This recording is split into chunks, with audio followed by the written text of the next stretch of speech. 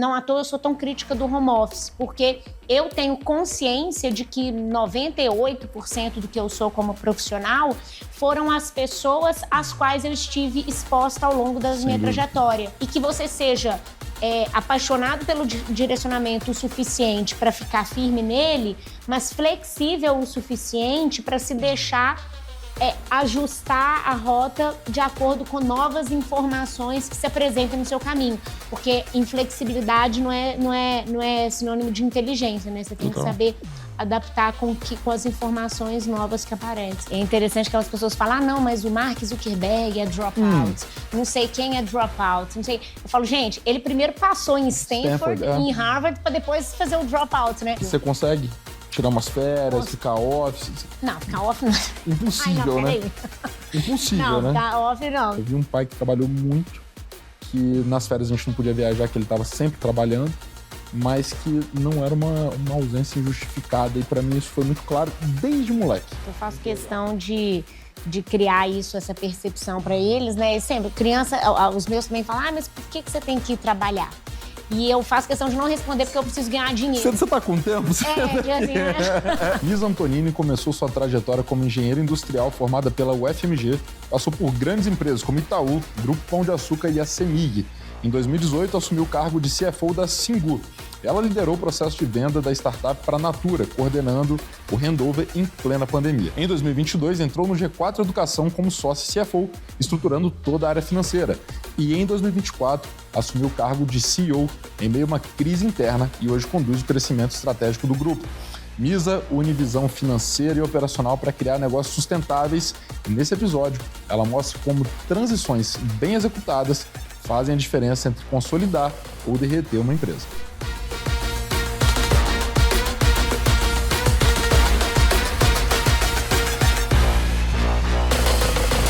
Fala pessoal, sejam muito bem-vindos a mais um episódio do Zero ao Exit. Meu nome é Rodrigo Miranda, eu sou cofundador da Zite, da Chip Delivery. Hoje estou como CEO da VPX Company.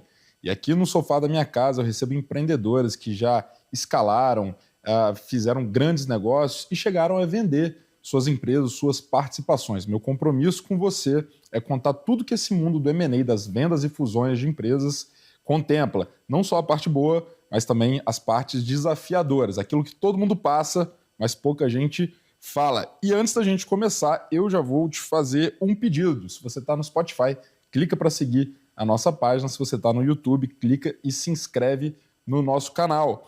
E hoje eu tenho a honra de receber a Misa. Seja muito bem-vinda ao Do Zero ao Exit, Misa. Imagina, obrigada aí pelo convite, um prazer bater esse papo com você. Boa, a gente estava conversando aqui antes de ligar as câmeras. Queria que você, antes da gente entrar nos temas de empresa, etc., conta um pouquinho quem é a Misa, de onde ela vem, como começa a sua carreira aí, tanto do mundo das finanças, do empreendedorismo. Conta um pouquinho para a turma. Claro.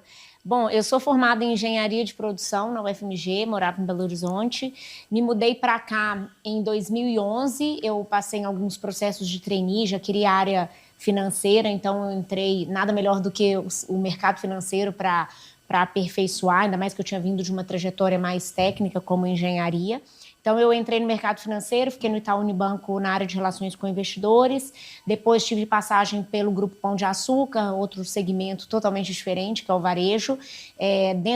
Eu fiquei na holding, depois fui para a Via Varejo, na época Via Varejo, agora Via, no setor de varejo. Depois eu fiz um período sabático na França e quando eu voltei para o Brasil ali no final de 2017, início de 2018, eu conheci o Thales em um jantar do IFL, um instituto que eu sou honorária. E ele tinha, a Singu era uma empresa, uma startup extremamente embrionária ainda, uma marketplace de serviços de beleza e bem-estar. Na época a gente bateu um papo, eu estava começando a olhar mercado, ver qual seria o meu próximo passo. Eu sempre tinha trabalhado em empresas grandes, tirando em Belo Horizonte, que durante a faculdade eu trabalhei num fundo de investimento em startups, em empresas de base tecnológica. Só que isso daí era quando era tudo mato, assim, acho que era em 2012, assim, 2013, não, até antes, porque eu mudei para cá em 2011, era 2009. Nossa, 2009 em BH, fundo de investir em startup? Era Confrapar. Ah, Confrapar, sim. Exato, só que a Confrapar era super pequena, era 2009, era tudo mato, né? Eu não sabia que era de lá. Exatamente, startup, o setor de empreendedorismo, 2009, 2008, não era nada, né? Então eu já tinha trabalhado um pouco com empreendedores, com empresas, com startups, só que do outro lado, né? O lado que está avaliando o negócio para colocar dinheiro. Então, quando eu comecei a conversar com o Thales, ele me apresentou o negócio, o propósito, ele estava precisando de um CFO na época, porque a empresa era realmente muito pequena. Eu topei, então, vim para o outro lado do empreendedorismo, né? O lado do risco, do empreendedor. E fui para a Singu como sócia, como CFO, e de lá para cá a gente vendeu a empresa para a Natura. Em 2019, fizemos o signing no início de 2020, logo pré-pandemia. Pré-pandemia. E assim que eu assinei, o G4 já tinha sido fundado, porque ele era de 2019 para 2020, o G4 nasceu em 2019, até durante um período que o Thales tinha tido um acidente e a gente estava lá discutindo o Singu, a venda para a Natura, e em paralelo ele estava começando o G4. Então ele veio mais para ficar focado no G4, que estava crescendo muito, muito rápido, e eu assumi como CEO lá durante o período de earn-out da companhia. Em 2022, então, que a gente terminava esse full acquisition da Singu pela Natura, comecei a voltar a conversar com ele falou para vir para o G4, como CFO também, que estava precisando, a empresa tinha crescido muito rápido, era 2022, a empresa nasceu em 2019. Aí conversei com o Alfredo, conversei com o Nardon também para conhecer um pouco mais o negócio. Vim como CFO e sócia também da empresa em 2022, e em 2024 assumi como CEO. Então, durante minha trajetória, aí, bem resumida, passei em diferentes segmentos. Vários lugares da mesa, né? Exato. E a gente conversava antes aqui, a gente teve algumas... a gente indiretamente já tivemos nas mesmas empresas, né? Eu tive, junto com o pessoal da Apex, um investimento lá na Singu, eu comprei muito de dentro, acho que desde 2018, quando o Thales foi lá em Vitória, e achei, cara...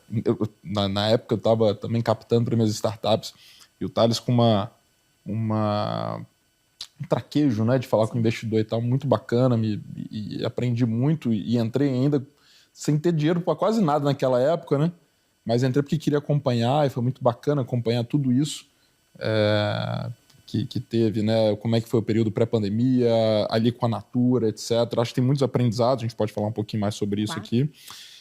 Mas eu queria que você falasse um pouquinho, talvez até educativamente, fugindo um pouco do roteiro.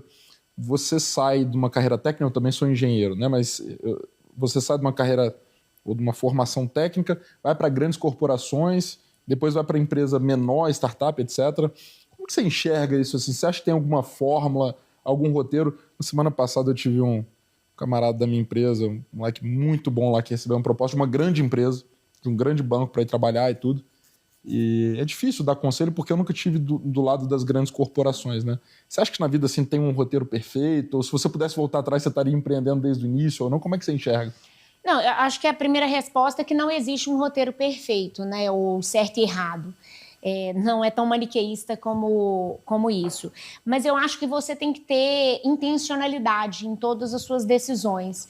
E eu sempre tive essa intencionalidade de ter um North Metric goal, assim, sabe? Eu sempre tive um objetivo e por mais que eu adequasse ele direcionalmente, um pouco para cá, um pouco para lá, eu sempre sabia qual era o caminho que eu queria seguir. Então, o que eu quero dizer com isso? Por exemplo, eu sempre quis uma trajetória financeira, eu sempre tive habilidade, aptidão e predileção também. Então, o que eu tinha de faculdades possíveis? Eu tinha administração, economia... Acho contabilidade. Que isso, né? Contabilidade e uma engenharia da vida. Por que eu escolhi engenharia? Porque eu entendi, pelo menos pela minha intencionalidade dos meus... do que eu deveria fazer, que a engenharia me daria um campo mais aberto de opções, de possibilidades e, acima de tudo, treinar competências que me seriam úteis em qualquer trajetória. Então, na engenharia, você aprende a ter um olhar mais técnico, mais pragmático, mais objetivo. Você tem que aprender a fazer contas. Analítico você tem que ter, pra caramba. Você tem que ter uma forma de pensar sistêmica. Você tem que saber pegar problemas mais complexos, quebrar em problemas menos complexos complexos e endereçar cada um deles, porque se você resolve os problemas menos complexos, consequentemente o mais complexo estará resolvido também. Ele te dá como trabalhar com menos recursos, de forma mais otimizada. Então, assim, eu identifiquei que me daria competências que me seriam úteis se eu quisesse continuar num caminho de engenharia mesmo e mudasse ali meu direcionamento, ou que eu quisesse, de fato, seguir naquela direção que eu tinha previsto. A engenharia também te ajuda, te ensina a aprender, né? Você aprende a aprender. Porque quem faz cálculo 1, 2 e 3, você aprende qualquer coisa. Total. Álgebra linear. Exato, né? Então, pelo menos aprender. Hoje eu digo, eu não sei tudo, ninguém sabe, mas se eu preciso fazer alguma coisa que eu não sei o caminho, eu vou saber como adquirir as competências, nem que seja perguntar para as pessoas certas, né? Então, a minha decisão ali de ir para um caminho de engenharia teve uma intencionalidade por trás. Quando eu estava saindo da engenharia, né, quando eu estava me formando, eu prestei vários processos de trainee, eu estava em Belo Horizonte, eu pensei assim, a área financeira, não tem muitas empresas em BH com a área financeira muito robusta. Normalmente elas estão aqui em São Paulo. Então, eu já comecei a olhar empresas que pudessem ter programas de trainee aqui em São Paulo. Que eu falava, se eu quero área financeira, eu vou ter que ir para São Paulo. Isso daqui já estava meio que provisionado na minha cabeça. Então, passei em alguns processos de trainee e falei, como eu quero desenvolver uma competência técnica em finanças, nada melhor do que ir para o sistema financeiro, que é onde você sai de lá, a cobra é criada. Então, também, de todas as empresas que eu passei em trainee, eu escolhi vir para o Itaú Unibanco, e na época, até interessante que quando eu trabalhei no Itaú, não existia banco digital. Era quando os maias e os astecas chamavam táxi com a mão na rua, sabe? Então, também não tinha banco digital. Uma das métricas mais relevantes que a gente divulgava no conference call de resultado era o número de agência. O que é um absurdo, porque é alto CAPEX para abrir, alto OPEX para manter, o cliente entra puto, sai mais puto ainda. Não faz o menor sentido, mas não tinha outra opção, né? Não tinha, era um mundo que não existia. Então, eu falei, gente, o melhor lugar para eu aprender, eu já tive uma base técnica muito boa, agora eu quero ter uma base que também vai ser técnica, mas complementar ao que eu quero, que é uma trajetória financeira, de finanças. Então, eu fui para o banco. Então, assim, foram sempre decisões que eu fui criando um racional, que podia até estar errado, né? Não estou falando que o racional que eu tinha era sempre o correto, mas eu, pelo menos, tinha algum racional ancorando a minha tese, as minhas decisões. Então, por isso que eu falo, não existe caminho certo ou um playbook, faça isso, depois faça aquele outro. Eu sempre usei as empresas grandes muito como escola. Então, não só a escola técnica, deixa eu aprender os processos que já funcionam, o que já existe, que é bom e que não é, mas eu acho que escola comportamental também. E não à toa eu sou tão crítica do home office, porque eu tenho consciência de que 98% do que eu sou como profissional foram as pessoas às quais eu estive exposta ao longo da minha trajetória. E exposta por observação. E você não faz essa observação se você está em uma casa e o seu chefe, muito mais experiente, muito mais sênior que você, está a quilômetros de distância. Então, eu acho que quem perde mais com o home office são as pessoas mais júniores que perdem essa oportunidade de fazer o que eu fiz, que era observação. Lá no Itaú, eu até sempre conto esse caso, que eu entrei como trainee, que era um negócio que era um programa super... concorrido pra caramba, né? Super concorrido, sei lá, 55 mil candidatos para 20 vagas. Era um negócio bem restrito. E eu terminei na área de relações com investidores, que também é uma área super atrativa, né? De alto capital intelectual e bem vista. E eu pedi para fazer atas do banco, do conselho do banco. Eu, como trainee, pedi para fazer as atas do conselho. Eu falei, aí todo mundo, eu lembro que na época os outros trainees até meio que deram uma zoada, assim, putz, mas você vai fazer ata aqui, né, um negócio pouco sofisticado. E na época não tinha Plaude, né? Talvez se tivesse Plaude eu ia ter que fazer café, eu ia ter que, sei lá, engraxar sapato, alguma coisa eu ia fazer para dar um jeito de estar ali naquele ambiente. Porque, de novo, qual que era a chance de eu, uma mera trainee que acabou de formar, não tem muita coisa para agregar numa discussão dessa, e nem ser visto, né? de estar numa sala com as pessoas, os conselheiros de um dos maiores bancos da América Latina. Eu identifiquei que era fazer ata. E, de novo, se existisse Plaude na época, eu ia identificar outra coisa. Então, eu ficava lá observando os comportamentos, a forma que eles se colocavam, a oratória. Tem sempre o que bate, o que assopra, tem o que não fala nada, mas manda mais. Tem uma dinâmica de poder ali que, se eu tivesse na minha casa de home office, eu não poderia me colocar, eu não poderia estar exposta a isso. Então, eu usei sempre as grandes empresas que eu passei como escola, de novo, técnica, porque tem muitos processos já bem sedimentados, ferramentas que funcionam, sistemas e tudo mais, mas também como uma escola de comportamentos, de como agir, de como pensar, como é que as pessoas mais experientes que eu pensavam, que já tinham vivido muita coisa, o que fazer, o que não fazer, porque também você aprende o que não fazer. Você olha uma pessoa que age de uma forma que você não concorda, você fala, eu não quero ser esse tipo de líder. Então, até para você aprender o que você não quer ser ou ser visto como, é importante você estar exposto a esse tipo de pessoas também. Então, eu sempre usei empresa grande como escola, não tinha necessariamente no meu caminho, eu vou empreender um dia, eu estarei numa startup, numa empresa pequena. Mas eu cresci com isso. Meus pais são empreendedores, só que são os empreendedores por necessidade, sabe? Aqueles empreendedores que lá atrás, época de hiperinflação. Então, meus pais sempre foram empreendedores. Eu cresci vendo de perto o valor do trabalho duro, o fato de que o mundo não deve nada a você. Se você não levantar e correr atrás, não vai vir. Trust me, não virá, não vai cair do céu. Deus ajuda, mas você tem que fazer a sua parte. Então, como eu cresci muito próxima disso, trabalhando junto com eles, ali porque também não tinha muito dinheiro para ficar contratando vários funcionários. Então, para mim, era natural esse caminho, ainda que não estivesse lá definido, olha, eu vou primeiro ficar em tantas empresas grandes, depois eu vou entrar em uma startup que vai ser vendida, porque, de novo, eu tinha o direcional, a minha intencionalidade era sempre com o direcional. Agora, à medida que as oportunidades se apresentavam à minha frente, aí eu tentava ancorar alguma racionalidade ali no processo decisório, com o que eu tinha de conhecimento naquele momento, mas eu acho que é isso, se eu pudesse definir, dar um conselho ou definir o que sim eu acho que é certo, é você ter um direcionamento, porque senão você não sabe para onde você está indo.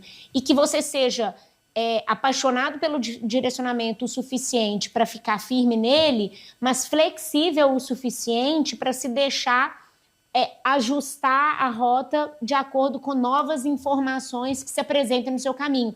Porque inflexibilidade não é sinônimo de inteligência, né? Você tem que saber adaptar com as informações novas que aparecem. Então, eu concordo totalmente. E o meu papo com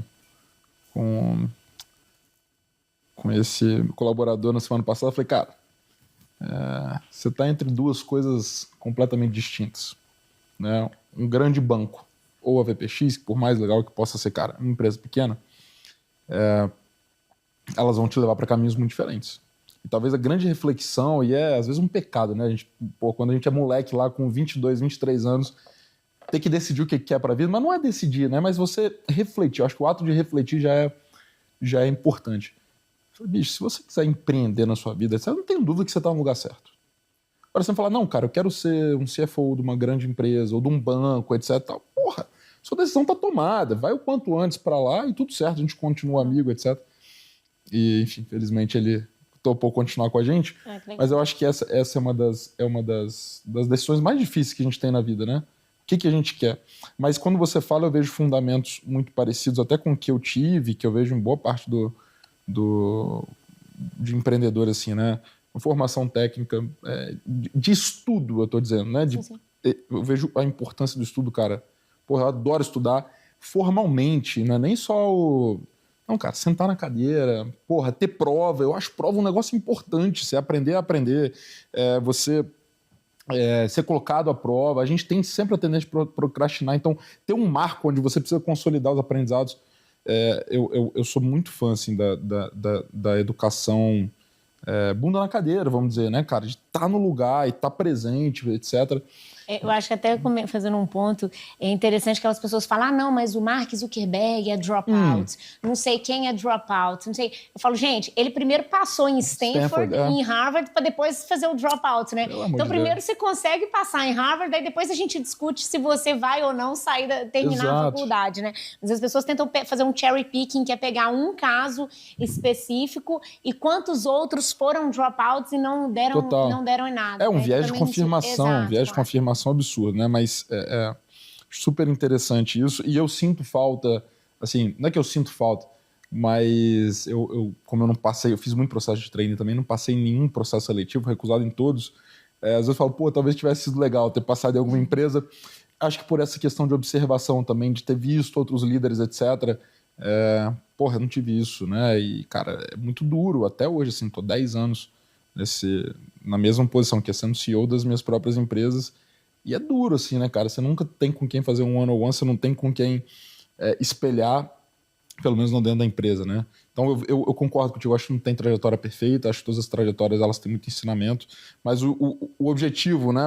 Eu acho que o direcional é importante. E também nada é imutável, né? Uma decisão que você tome hoje, você não pode readaptar, exato, e mudar. Então acho que o importante é sempre ter um direcional e tentar fazer sentido nas suas decisões, né? Fazendo isso, acho que dificilmente vai dar algo muito errado, que você não consiga readequar.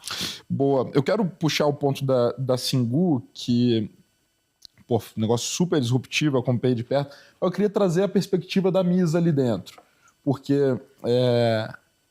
você chega para ser CFO e sócia de um cara com muita personalidade, com posicionamentos muito fortes na empresa, etc.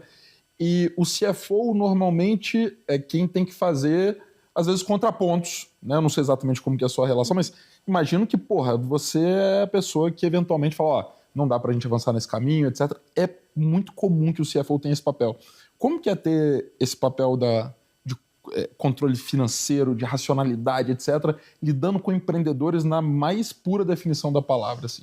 Eu acho que, assim, tem eu com o Thales lá na época da Singu, mas até agora, com o G4, que tem o Thales, o Alfredo e o Nardon, né? São três personalidades até bem diferentes entre si.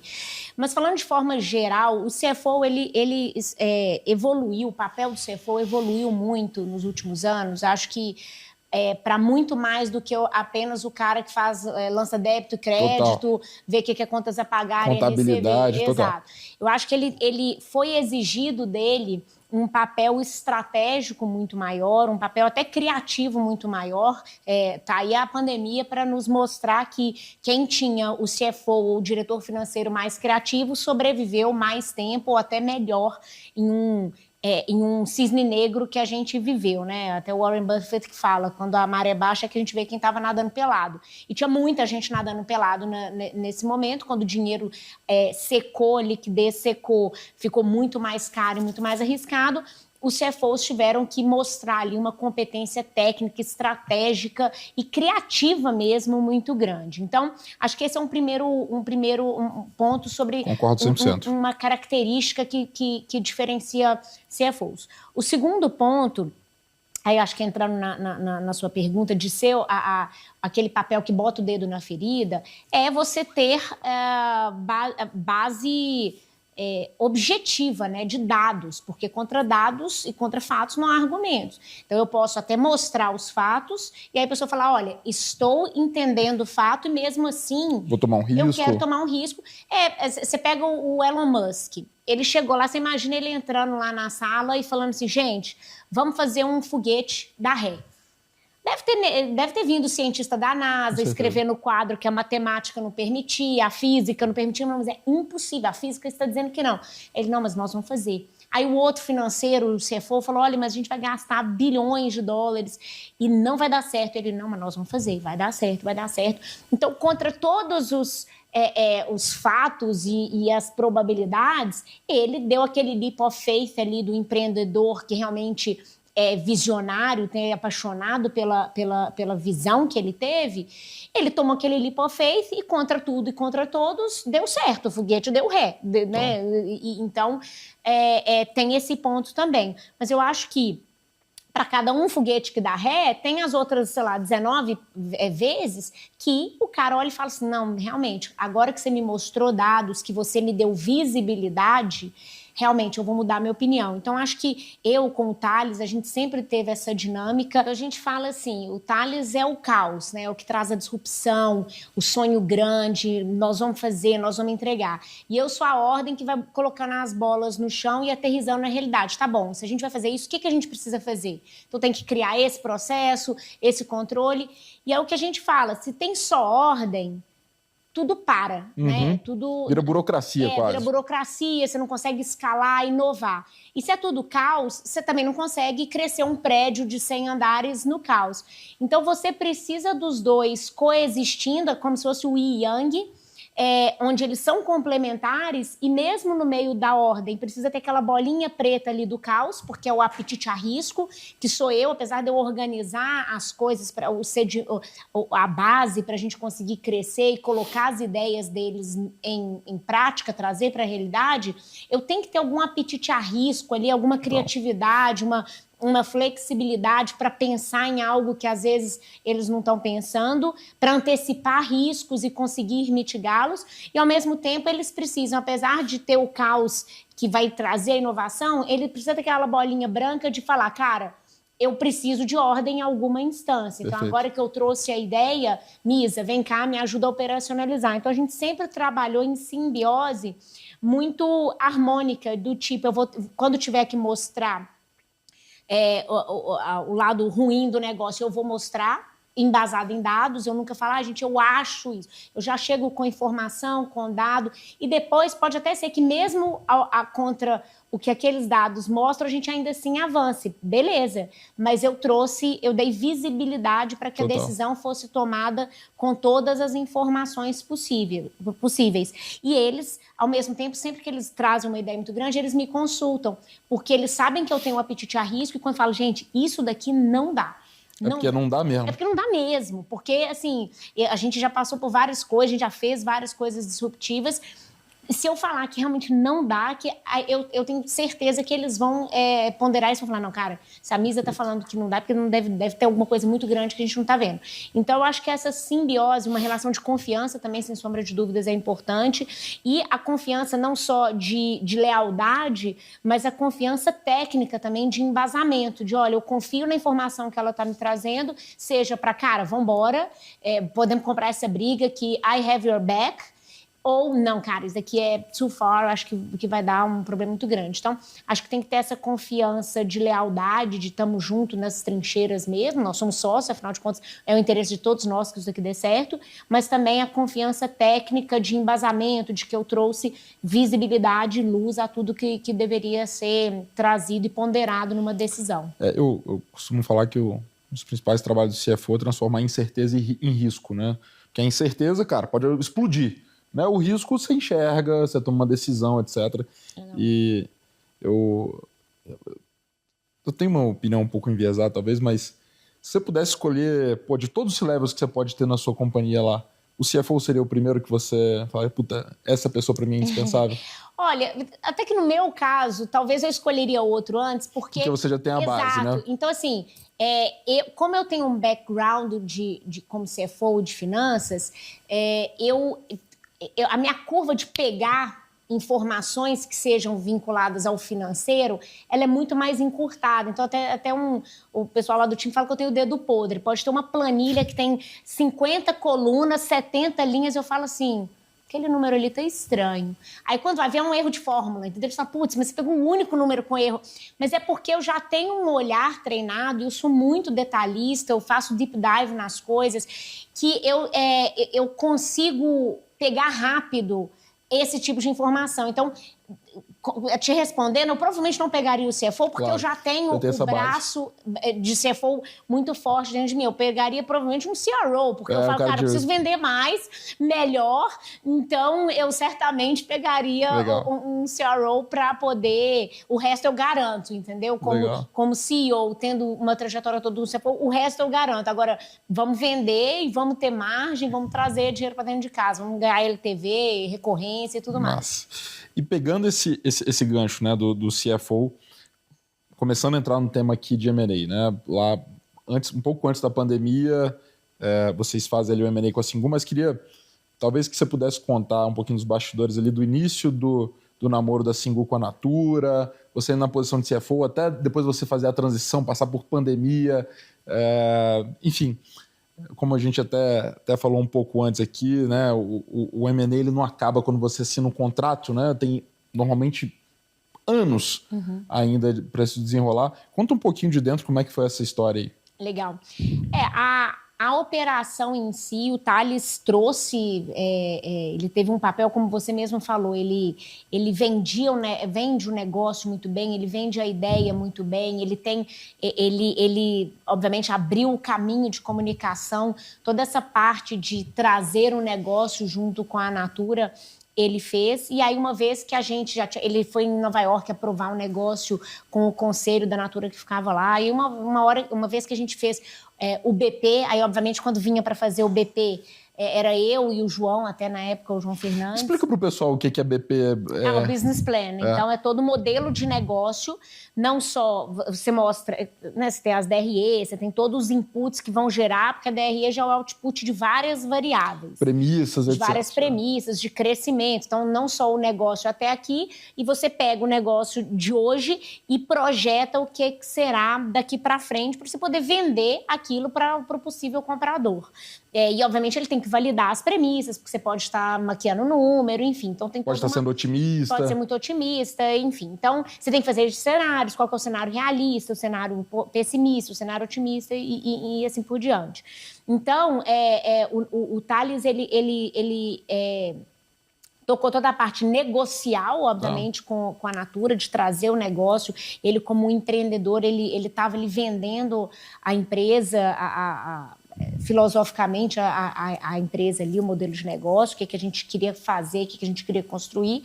Aí, na hora de montar o business plan, até com o time mais operacional da Natura, vinha para a gente, né? Eu, como CFO, tocava aí essa parte de construção do que seria o modelo de negócio. Antes de fechar, vocês foram construindo um BP a 4 mãos. Exato. Do que seria esse novo negócio, né? Uma vez que estivesse lá dentro. Exato, porque aí a Natura também tinha um time lá operacional que ia validar as premissas. Isso. Porque uma das partes mais complexas de discussão de um M&A, como você sabe, é a precificação. Perfeito. E a precificação nada mais é do que o resultado do que você entende ou do que você promete que o seu negócio vai entregar ao longo do tempo. Perfeito. Então, o que ele vai entregar ao longo do tempo precisa ser, se não construído a 4 mãos, pelo menos validado a 4 mãos, né? Então, Perfeito. A gente constrói, eles vão validar, porque aí eles falam, não, você está esticando muito uma premissa de crescimento, uma premissa de penetração na sua base de clientes, uma premissa de recorrência está sendo muito mais alta. Se você tem hoje uma recorrência de 4 vezes por mês, sei lá, e você está prevendo que ano que vem você vai ter 12 vezes por mês, é um crescimento que talvez seja real.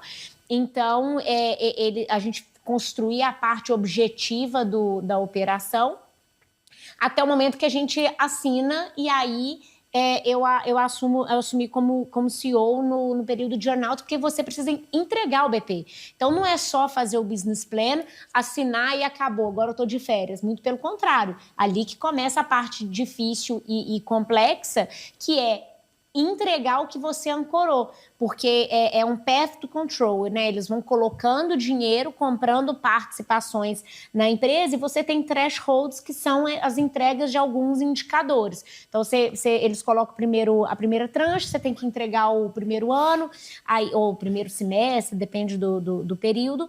Aí vão ter outros KPIs que eles só vão entregar a próxima leva de dinheiro se você tiver cumprido esses indicadores e assim por diante, até eles terem 100%. Eles compram 20%, depois 20%, até ter 100%.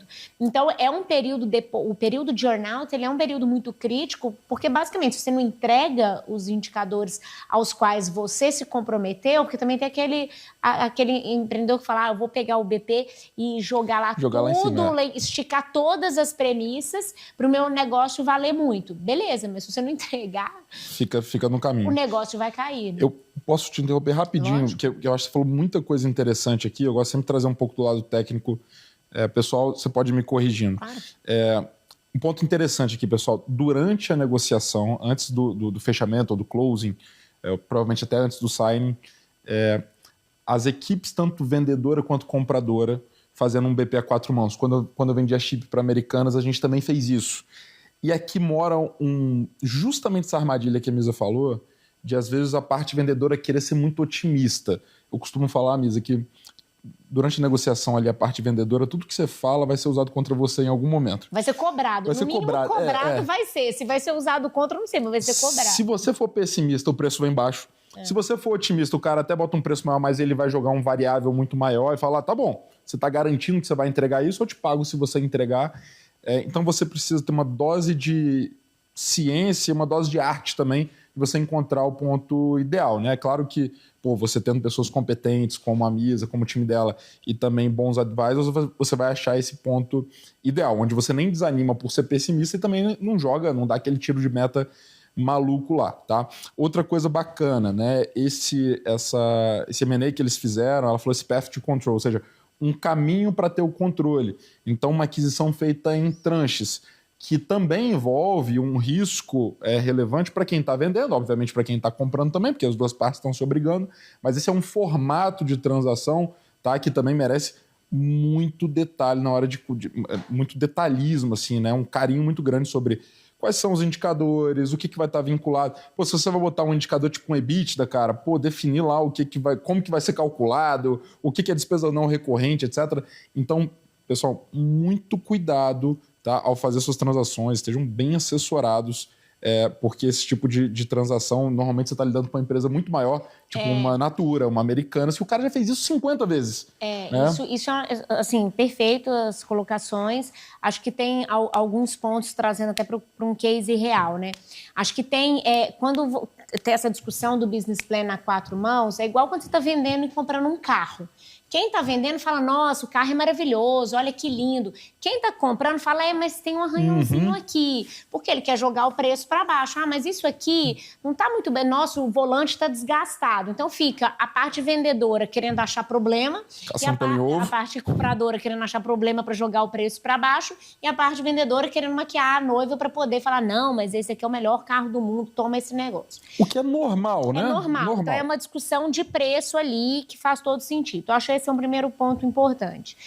Mas você não pode nem jogar muito para cima, a quem está vendendo não pode jogar muito para cima, porque uma hora você vai ter que entregar. Você vai ter que, de fato, cumprir aqueles indicadores, senão a operação cai no meio do caminho. Então, acho que esse é o primeiro ponto. O segundo ponto, que eu acho que é super relevante, muitas vezes a desproporcionalidade de poderio econômico entre as partes, que era o nosso caso. Você tinha era Davi contra Golias, né? Uma startup que queimava caixa, como tantas outras, contra uma das maiores empresas de capital aberto do mundo. Então, assim, você tem um desbalanceamento de poderio econômico, até de equipe técnica. Total. A gente entrava para discutir deal, era a gente, eu, Thales e o Barreto, o Felipe, lá do BVA, que até foi convidado aí. O último episódio que teve aqui foi com ele. Então, éramos nós três e o Julian, que era o nosso advisor. Então, assim, e aí, do outro lado, era que já é uma puta equipe se você comparar com os deals normais, né? Sem dúvida, porque até pelo nosso acesso de empreendedorismo, né, e tal.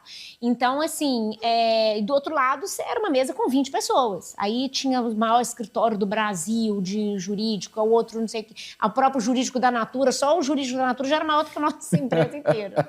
Então, assim, é um desbalanceamento de poderio econômico, técnico e de tempo também. Porque quando você é uma empresa que queima caixa, então isso daí também vai um conselho, da mesma forma que quando você vai vender o carro. Você não pode vender com pressa e nem comprar com pressa, né? Porque aí você vai começar a tomar... Você pode tomar umas decisões reckless porque você não tem tempo para discutir. Então, é um desbalanceamento também. Então, ao mesmo tempo que você tem que tomar muito cuidado com as métricas e as variáveis, as premissas que você considera no seu modelo, é super importante você ter a segurança e a clareza do valor que a sua empresa realmente aporta, porque... Senão, no primeiro avanço técnico que uma outra equipe tão grande der, você vai acuar então você tem que saber quais são os pontos que você precisa stand your grounds, que você tem que bater o pé e falar, não, isso aqui é potencial de crescimento, que é o que muitas vezes uma empresa grande desse jeito, por que ela está olhando para uma startup de tecnologia?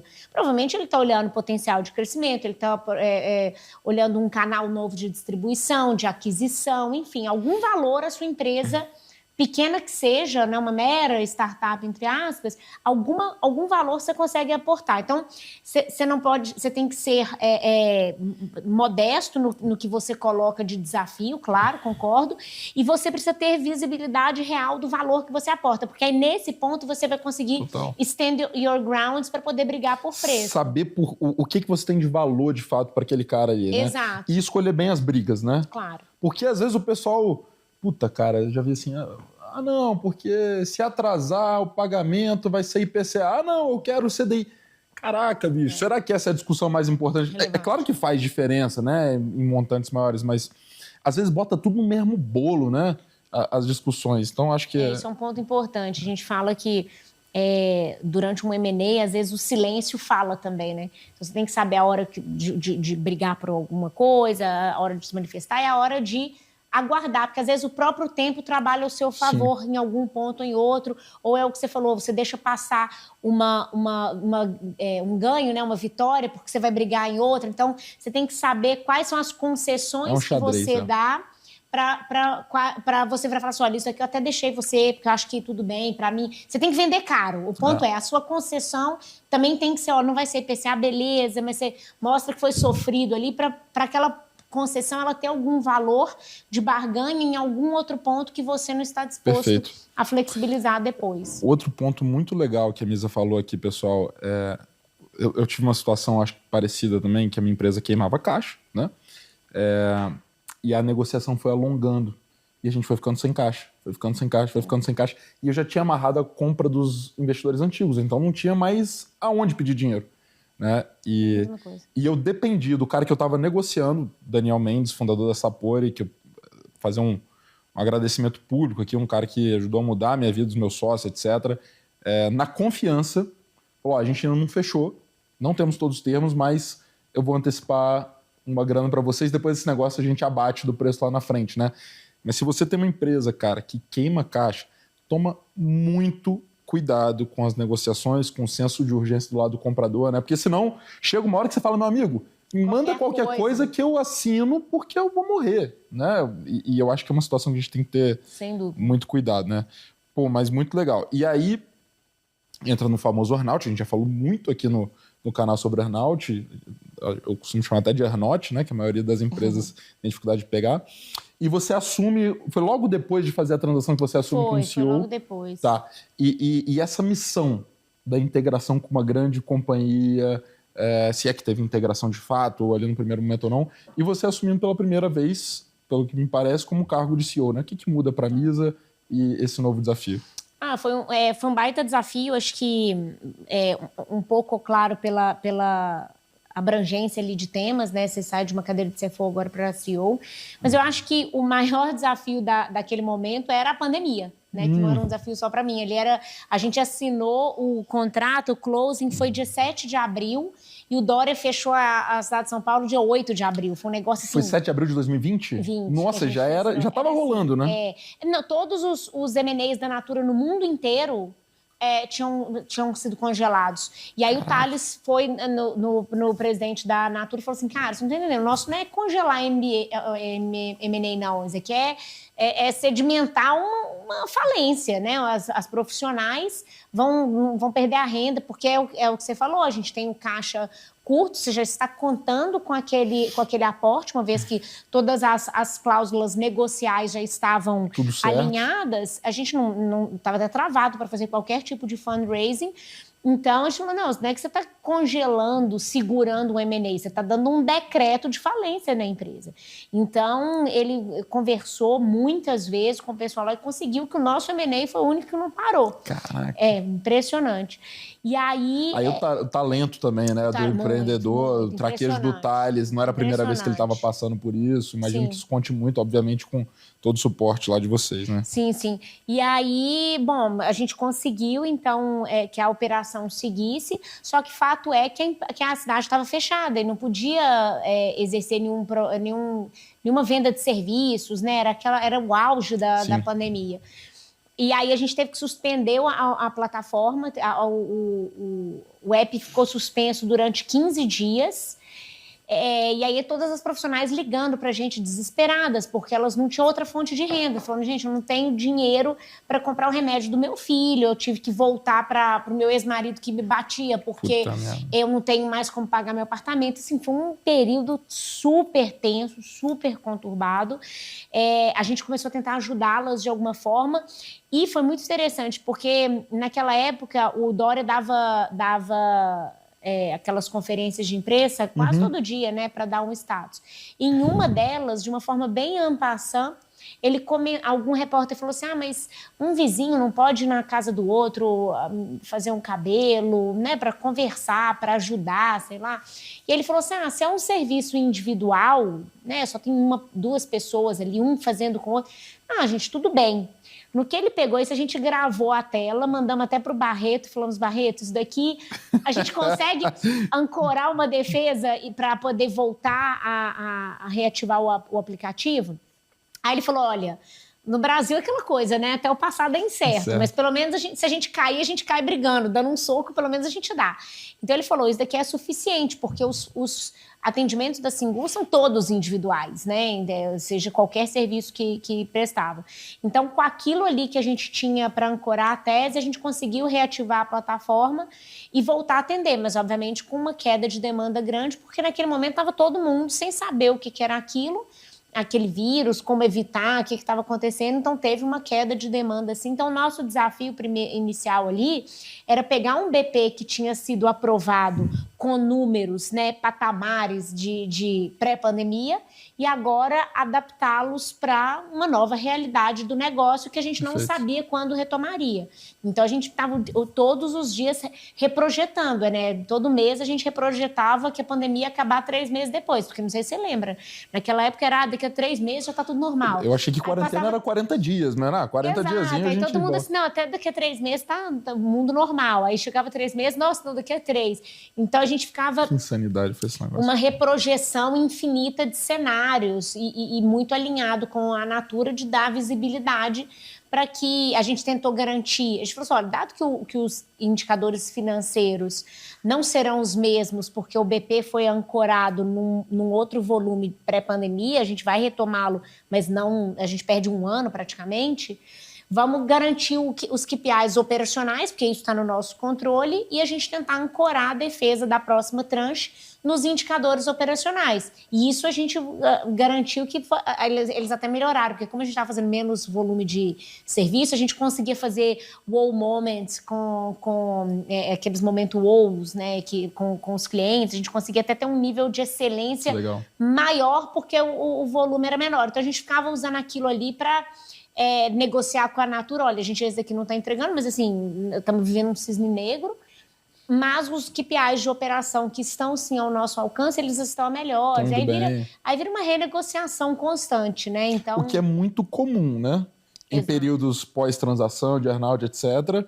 Às vezes o pessoal acha, combinado não sai caro. Cara, às vezes tem que recombinar algumas coisas, né? Aconteceu uma pandemia, etc, né? Sem dúvida. E me diz uma coisa, Misa. Quanto tempo foi de 2020 até... 22. Até 22. O que você diria aí que foram os maiores aprendizados, né, para a Misa enquanto CEO, né, essa primeira jornada como CEO? O que você esse lado da venda era um desafio para você antes, assim, de ter você falou, se fosse contrataria um CRO. E provavelmente numa cadeira de CEO você teve que, pensar um pouco mais em expansão e tudo.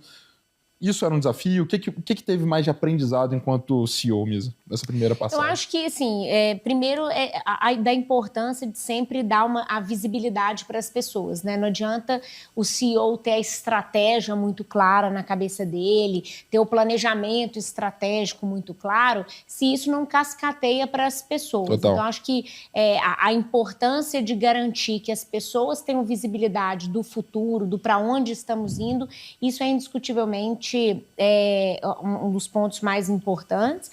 Acho que o segundo é ser o protetor da cultura, né? Hoje no G4, cultura é um dos nossos maiores ativos, né? Nós somos muito vocais em relação à nossa cultura, ao que são os nossos valores inegociáveis. Então, acho que o CEO ele acaba sendo o guardião disso daí. E quando a gente fala de cultura, é interessante que não é só quem... Normalmente todo mundo fala, você tem que contratar certo. Quais são os valores aos quais você contrata as pessoas, precisam estar alinhados com a sua cultura. E isso está certo, mas isso não é suficiente, porque as pessoas falam muito da contratação, mas esquecem 2 pontos importantes, que é as promoções. Então, quem você promove diz muito sobre a sua cultura. Comunica muito. E, principalmente, quem você demite. Quais são os valores inegociáveis que são... o que é intolerável para você que te leva a demitir uma pessoa.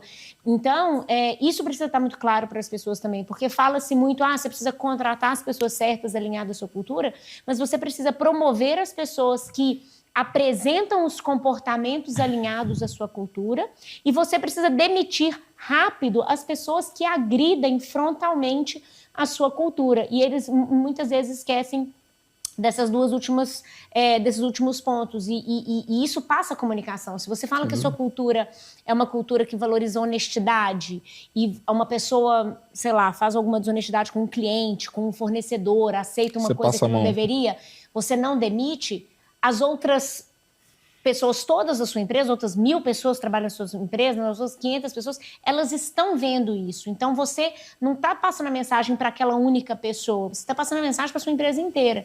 Então, acho que o CEO precisa ser um dos bastiões aí de proteção da cultura. Essa questão o Edgar Schein, ele falava sobre isso, na questão dos pressupostos básicos. Muito mais do que o que você está falando, declarando, as pessoas estão entendendo quais são os pressupostos, o que é válido, o que não é dentro da empresa, né? Então, ainda que às vezes você promova alguém, falando, ela foi promovida porque é a performance XPTO. Se tiver alguma coisa por trás, a companhia ela tá olhando isso, né? Está. E às vezes o nosso papel enquanto CEO é muito filtrar isso, né, cara? Tipo assim, bicho, não. Por mais que as pessoas estejam performando bem, não dá para promover ela, porque vai parecer, né, para todo mundo que a gente está, na verdade, valorizando XPTO coisa, né?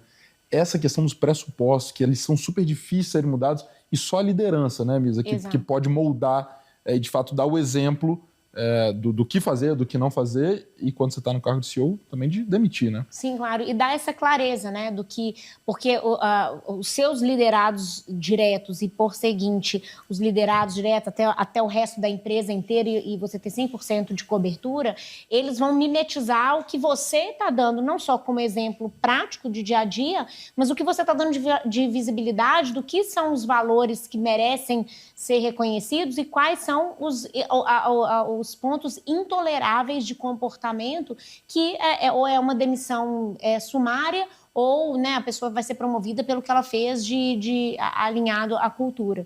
Então, acho que esses pontos, e obviamente, para completar a resposta, são os temas objetivos de saúde do negócio, né? Você precisa ser, claro, como eu comentei anteriormente, eu tenho uma trajetória como CFO, então a parte de financial do negócio, para mim, já é muito fácil, né?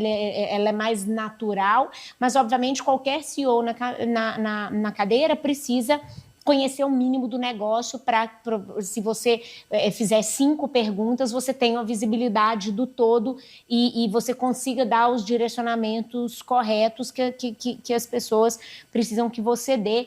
E é sempre com um curto espaço de tempo, com poucas informações disponíveis, você precisa fazer 3, 4 perguntas. Então, acho que o papel do CEO não é necessariamente saber tudo, mas é saber fazer as perguntas certas para as pessoas certas, que vai mudar o jogo. Você nunca vai ter... É igual zona de guerra, né? Você não vai ter a visibilidade toda. Não, mas peraí, deixa eu analisar o que a gente vai fazer, me dá todas as informações. Você vai ter pouquíssimas informações disponíveis e já precisa tomar uma decisão. Então, acho que é importante também saber fazer perguntas certas. Concordo 100%. Eu, na verdade, eu fico, assim, feliz quando eu vejo coisa acontecendo na empresa que eu não estou sabendo. Coisas positivas. Tem gente que se incomoda com isso, né?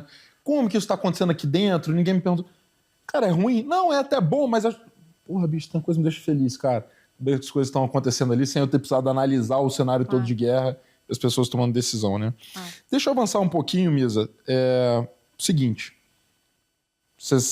vocês finalizam lá o processo com a Natura, você vem trabalhar no G4, na posição do CFO, e eu tinha aqui a Marcela, que trabalhava comigo aqui na VPX, e ela falava, cara, a Misa ela já executava, muitos, mesmo no papel de CFO, muitos papéis, como se ela fosse a liderança principal da empresa, chame do que quiser, etc.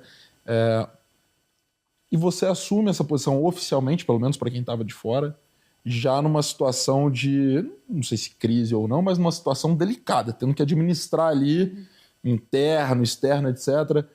Vendo de dentro, que eu estou perguntando que eu não estou nem aí para polêmica, quero saber assim, a visão executiva de transformar aquela incerteza em risco, tudo que você sempre fez na sua vida e tal, como é que foi passar por isso e assumir a cadeira, né, com todas as polêmicas que estavam envoltas no momento, etc., e assumir isso e liderar como eu acho que você fez, cara, brilhantemente, né? Claro.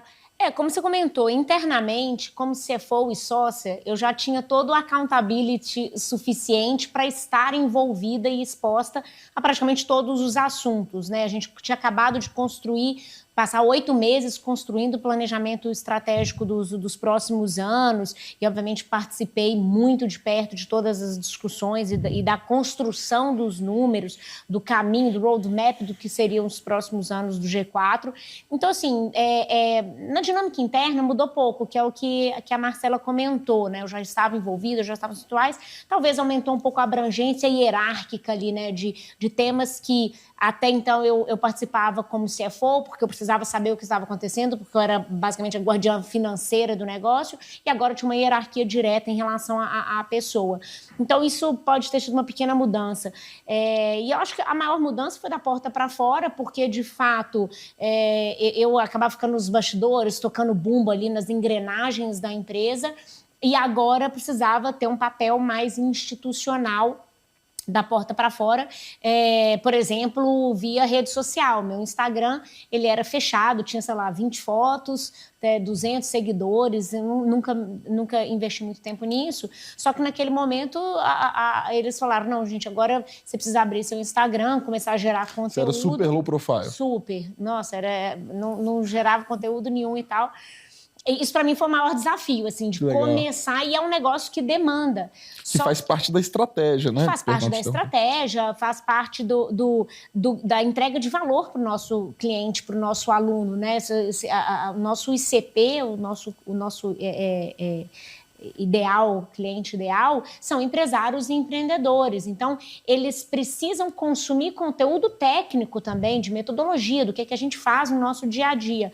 Então, até voltando naquele ponto de intencionalidade, quando eu comecei a ter que fazer isso, de gerar conteúdo via minha rede social, eu falei, gente, vamos só ocultar a parte pessoal, né? Eu tenho 3 crianças pequenas, eu falei, vamos ocultar isso. Tem 3 filhos? Tenho. Caramba, que legal. Mais os sócios, né? Mas aí, dentro de casa, são 3. Eu falo que a empresa é igual uma creche, né? Tem um monte lá para cuidar, tem que ficar organizando. Exato.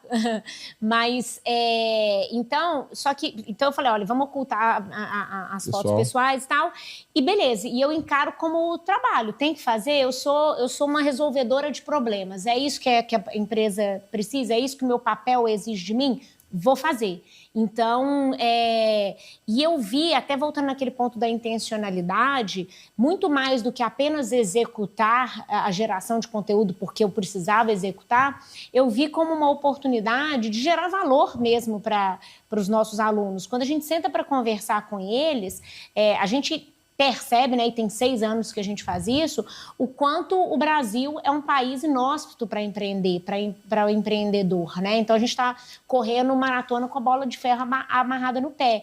Então, o máximo que eu puder, e que hoje eu faço a cada aluno que nos procura, diretamente com um pedido de ajuda, uma dúvida, como é que vocês fazem isso no G4, o que vocês recomendam, eu consigo ajudar. Se eu uso uma rede social para compartilhar conteúdo, eu acabo ganhando muito mais escala nesse propósito, que é o nosso propósito, que é gerar prosperidade para o empresário e para o empreendedor. Então, teve essa questão da minha posição agora institucionalmente pedir que eu fizesse isso, e eu sou aquela pessoa que eu faço, né, eu faço o que precisa ser feito. E tem a questão de que eu vi uma oportunidade de pegar a missão que eu já fazia desde ser CFO em pequena escala para algo maior. Então, eu consegui colocar propósito em algo que eu claramente não estava fazendo, que era um negócio que eu fazia antes, que eu sempre fiz, que eu sempre parei para me dedicar. Então, adicionou mais uma ferramenta na caixinha aí, que foi agora ir para fora, fazer conteúdo, etc. Exato, exato. E você gosta? Tá gostando já? É bem desafiador. Eu fico o dia inteiro, você entra em reunião, sai de reunião, tem que avaliar material, discutir. E ainda lembrar de gerar conteúdo. Então, é um negócio que toma tempo. As meninas aqui, hoje elas estavam tentando marcar na minha agenda para gravar rios. Não, esse dia não. Não, esse dia eu vou estar muito ocupado. Porque, porra, é foda, né, bicho? Às vezes o pessoal acha que é parar na frente da câmera. Mas, cara, para você tirar da cabeça aquele monte de problema que você tá, olhar para a câmera, ou ler num TP que também é enjoado, ou falar com a cara, dá um trabalho absurdo, né? Realmente, consome energia mental, tempo, né, de parar para fazer. Mas faz parte do que a gente escolheu. Pessoal, antes que as meninas também briguem comigo mais, estamos tendo essa aula aqui, não só de M&A, mas de negócios, né? Mas se você quer passar por um momento de M&A, etc., ou tá com alguma proposta na mesa para vender a sua empresa, quer entender como que a gente trabalha aqui na VPX, tem um QR Code aqui na tela, pode ler aí que eu vou entrar em contato para a gente poder bater um papo, meu time vai entrar em contato para a gente poder te ajudar a decidir se é esse momento ou não. Todos esses passos que a Misa está contando aqui, né, de negociar, de fazer um BP, tudo, é isso que a gente faz aqui na VPX, beleza? Misa, vamos falar agora um pouquinho aqui de futuro. Acho que vamos falar em paralelo, porque eu acho que hoje você está tão enraizada ali no G4, né? O que você enxerga de futuro? Pô, você já teve em várias posições na mesa, já teve aí momentos de sucesso, de desafio, que para mim é a mesma coisa, né? Os desafios eles vêm muito atrelados no sucesso, no aprendizado. O que a Misa quer para o futuro como executiva, como mãe, como pessoa, e como que isso se conecta com o G4? Legal.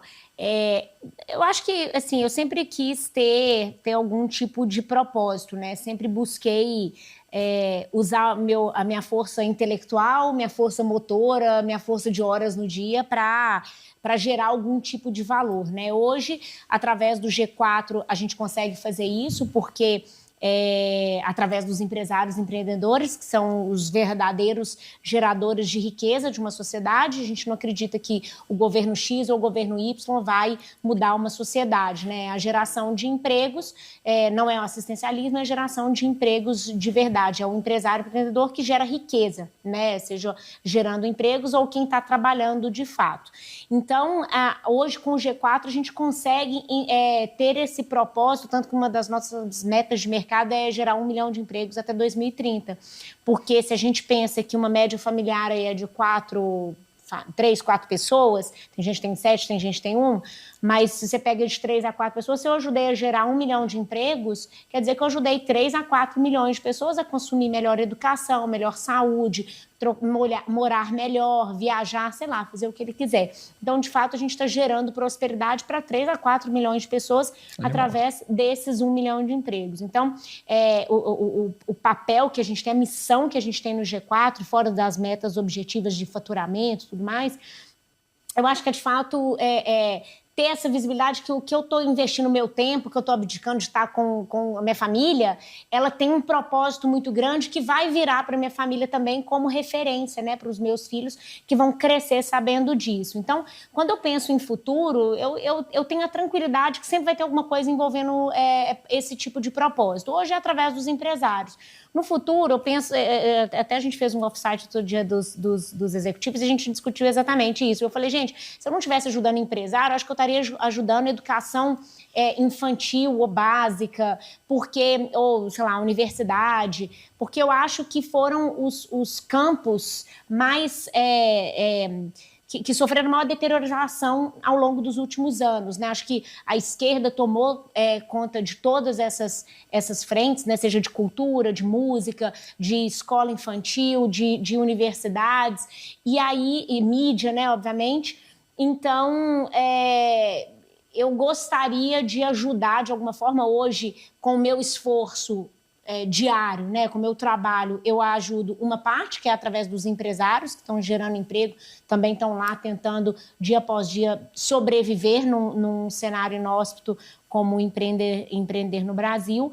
E se algum dia eu não estivesse fazendo isso, provavelmente eu tentaria ajudar de outra forma. Legal. E eu vejo o caminho da educação, seja infantil, de alguma forma, ou até de universidades, de jovens, seja lá o que for, uma outra forma de ajudar com propósito também, porque são meios que foram tomados por ideias que não contribuem para a prosperidade de uma sociedade, muito pelo contrário, né, para pautas que não ajudam a ninguém. Então, eu acho que seria isso, assim, sabe? Eu acho Legal. Que, de qualquer forma, alguma coisa que pudesse contribuir a longo prazo. Cara, eu acredito. E tem um negócio que eu acho realmente fantástico e não é no clichê. Eu tenho várias empresas que são minhas clientes, em que as CEOs e as donas das empresas, não só as CEOs, mas as fundadoras, são mulheres. E eu acho, assim, incrível a organização de tempo, né? Com filhos, com a família e tal. Como que é isso para você? Como que é a Misa com organização de tempo para conseguir, cara, curtir, né, família, etc. Como é que você faz isso hoje? Porque, porra, eu tô lá no G4 dando aulas lá quase toda semana e você vê o ritmo ali é muito intenso, né? É muito intenso. E como é que você equilibra aí todos esses pratos? Claro.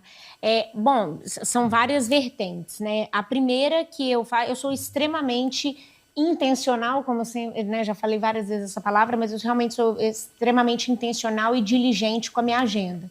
Então, eu tenho clareza de todo sim que eu estou dando não para tantas outras coisas. Então, eu sou realmente muito diligente com o que eu aceito fazer, com que onde eu preciso de fato estar. Lá no G4 a gente faça lá 300 eventos por semana. Você considera imersões, eventos para o clube, para o skate. Todo dia lá tá rolando alguma coisa, muitas né? Algumas coisas. Né? Muitas coisas. Então, a minha presença, ela realmente é necessária, ela é vital em todas elas? Não. Provavelmente não. Então, eu entendo onde a minha presença é fundamental e eu vou estar. Por exemplo, fechamento do mês, no dia 31, do dia 30 ou 31, dependendo do mês. Esse é um momento extremamente importante para a construção e sedimentação da cultura do G4. Então, é um evento que eu provisiono na minha agenda estar sempre. Desde que eu estou lá de 2022, depois eu tenho até que contar quantos fechamentos dão isso daí em número de meses, eu não estive em 2, porque eu tinha tido... Eu fui para o G4 grávida, né, do meu terceiro filho, da minha terceira filha. E aí eu entrei em licença maternidade, que eu falo que foi o meu home office, e eu não estive em 2 fechamentos, porque nos outros 2, que seria, eu já estava lá participando com o time, porque eu acho que isso é extremamente importante.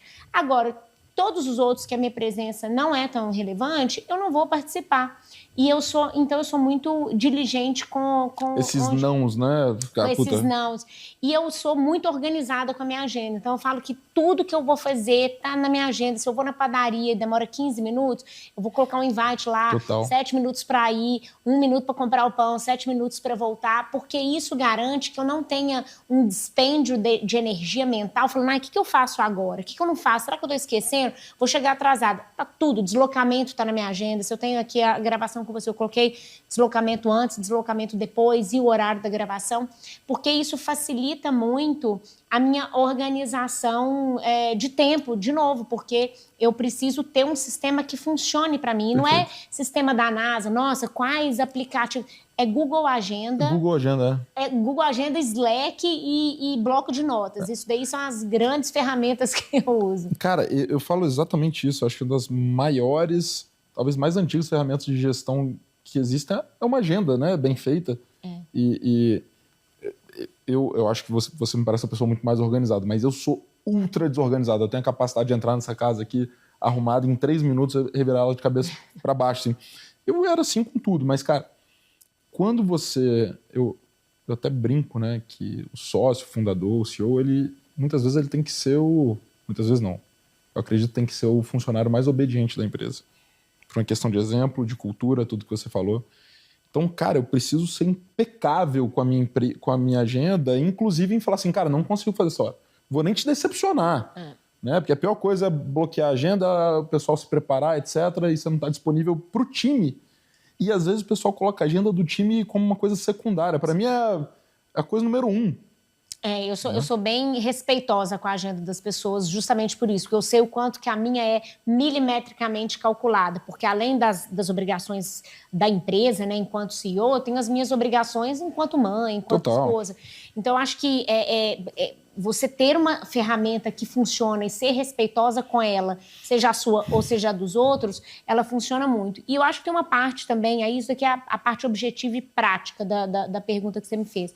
E a outra parte, a outra parte que seria a parte mais, talvez, emocional do negócio, é eu ter clareza que vai ter semana que eu vou ser 70% CEO e 30% mãe, esposa, e vai ter, né, por exemplo, a semana do fechamento, que eu tenho que estar lá, ou algum evento importante, e vai ter semana que eu vou ser 70% mãe, porque tem alguém doente, e 30% CEO, e eu vou tornar o meu momento mais otimizado possível. Você consegue tirar umas férias, ficar off? Não, ficar off não. Impossível, Ai, não, né? Impossível, não, né? Não, ficar off não, mas assim, de férias, né, falando, mas o que eu faço como eu tenho noção que eu trabalho muito, e que, obviamente, isso exige que eu esteja fora de casa muitas vezes, o que eu faço primeiro, preencher essa ausência com os meus filhos, né? Como meu marido ele é adulto, ele claro, sabe, obviamente, ele tem mais visibilidade disso. Mas o que eu faço com meus filhos desde cedo, mostrar o valor da minha ausência. Não é que eu estou ausente porque eu estou passeando no shopping ou no spa. Eu falo com meus filhos, desde que eles são novos, eles têm 6, 4 e 2 de idade. Só que o meu mais velho, que é o de 6 anos, desde que ele tem 1 ano, e as meninas também, desde que elas têm 1 ano, eu falo, a mamãe vai trabalhar, porque eu gero emprego, eu ajudo a empresário a gerar emprego, a criar prosperidade. Quando ele tem 1 ano, óbvio que ele não entendia nada que eu estava falando. Com 2, também não. Agora, quando ele tiver 10, quando ele tiver 12, quando ele tiver 15 e assim por diante, ao longo desses 18 anos, 15 anos, ouvindo a mesma coisa, eles vão ter isso como uma referência. Então, eu consigo preencher uma ausência, é uma ausência muito cheia até, cheia de propósito, cheia de valores, do que eles deveriam usar como espelho e exemplo para eles. Então, vão ter vezes, sim, que eu vou ter que estar ausente por algum momento. Se eu estou numas férias com ele, eu tenho que sair para fazer uma reunião, porque é o que eu estava chamando, desligar por completo. Nenhum empresário, nenhum empreendedor que eu conheço consegue. Mas quando eu estou saindo para fazer, mamãe vai ter que sair aqui agora para ir ali no quarto fazer uma reunião de 1 hora, é uma reunião, porque eu trabalho, porque eu gero emprego, ajudo o empresário. Então, eles têm isso daí na cabeça deles, e ao longo de vários anos vai virar exemplo e referência. Então, isso me tranquiliza para... né, muitas vezes, mas você tem culpa, você sente culpa. Eu não sinto por isso, porque eu sei que não é uma ausência vazia, é uma ausência com motivo. E a culpa ela pode ser utilizada, inclusive... Quando eu estou com eles lá em casa, para eu falar assim, não, agora eu estou 100% presente. Como eu sei que eu fico ausente várias horas porque eu estou trabalhando, quando eu estou com eles, eu estou com tempo de qualidade.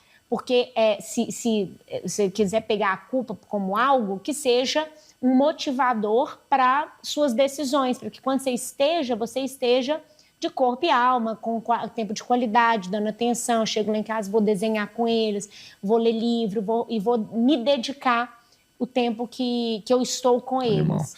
Cara, e eu não sou pai ainda, mas eu tive um pai que... Tenho, né? Felizmente tenho um pai que, cara, eu vi trabalhar insanamente, assim, puta. E a minha mãe era a primeira a comprar briga se alguém falasse que meu pai tava trabalhando muito. Minha mãe não deixava ninguém, falava, cara, esse é o cara que eu escolhi pra casar, e o valor, etc. E mesmo meu pai... teve uma época que ele viajava muito por causa de associação de turismo, verão ele sempre trabalhou muito porque ele tem uma administradora de condomínios. Isso nunca me gerou uma ausência vazia. Interessante o que você falou assim, né? Isso nunca me gerou uma sensação de ausência vazia. Meu pai não tá aqui porque... parece falta de alguma coisa, né? Mas se você preenche ela com... Total. E eu acho que a percepção do trade-off, de cara, puta, se eu estudei numa escola bacana é porque meu pai tava dando a raça do caramba, etc. Então eu, no papel de filho, eu valido muito, claro que eu não tenho lugar de fala como um pai, mas e me lembrou um vídeo super interessante, falei até com meu irmão já tem 2, e trabalha muito também, ele é médico. Eu vi um vídeo de um cara falando assim, porra, eu cheguei em casa, já tinha viajado a semana inteira, eu cheguei em casa uma quinta-feira só para trocar de mala, que eu ia pegar outra mala para ir viajar, e minha filha entrou no quarto e falou, pai, para onde você vai? Né? E com os olhos já quase chorando e tal. Aí ele fala, todo mundo quando eu conto essa história acha que eu virei para ela e falou, eu não vou em lugar nenhum, vamos tomar um sorvete. Mas não, virei para ela e falei, papai vai ter que viajar de novo, vai ter que ir para outra reunião, etc. E, pô, isso foi importante para mostrar o valor do trabalho. Claro que cada um, cara, lida com sua vida do jeito que quiser. Porra, não quer, trabalha pra caramba, não quer, trabalha pouco. Bom mesmo é cada um cuidar da sua vida. Mas eu acho que existe esse caminho, né? E falo como filho, assim. Eu vi um pai que trabalhou muito, que nas férias a gente não podia viajar, que ele estava sempre trabalhando, mas que não era uma ausência injustificada. E para mim isso foi muito claro desde moleque. Então, exato. Eu faço questão de criar isso, essa percepção para eles, né? E sempre, criança, os meus também falam, mas por que você tem que ir trabalhar? E eu faço questão de não responder porque eu preciso ganhar dinheiro. Você tá com tempo? Assim, Agora, porque o governo... mas eu faço questão de não falar que é porque eu preciso de dinheiro, sabe? Sim. E eu sempre tento trazer o propósito por trás, né? Que o dinheiro, obviamente, seja a consequência disso, claro. Se for algo bem feito, que gera valor para a sociedade, mas é muito mais pela utilização da nossa força de trabalho, que nós sejamos pessoas que agregam valor na sociedade e que eles vão crescer vendo os pais como você, que trabalham muito, que se dedicam muito, mas com um propósito e que quando a gente está junto... e eu crio os momentos, por exemplo, o café da manhã para mim é o momento que eu não abro mão, porque como eles almoçam na escola e à noite, muitas vezes eu não estou quando eles jantam, café da manhã para mim é o momento sagrado que eu protejo, assim, salvo se é uma coisa muito importante, que aí eu vou, faço café com eles, faço os ovos, faço questão de eu mesma, hands-on, fazer negócio. Tá presente ali, porque, de fato, também eu não vou terceirizar isso, eu faço questão de ter... até Jordan Peterson fala isso, né? Se você quer, tem muita gente querendo mudar o mundo e não faz a própria cama. Então eu acho que tem valor nos trabalhos de baixo valor agregado ali, como fazer uma cama que seja, ou como fazer os ovos, fazer o café. Porque eu acho que mostra também para a criança que existe uma virtude na ordem, seja da casa, seja do trabalho, seja em você fazer as suas próprias coisas. Eu coloco eles para fazerem também, colocar a mesa, tirar a mesa, para que eles tenham essa referência. Então, eu vou criando momentos, à noite também, quando eu chego, por mais que eu não pego o jantar sempre, eu pego para desenhar, né, e fazer alguma coisa que seja só nossa para fazer um bond. Então, nisso, você consegue criar valor, mesmo que você não esteja fisicamente, né, em número de horas corridas.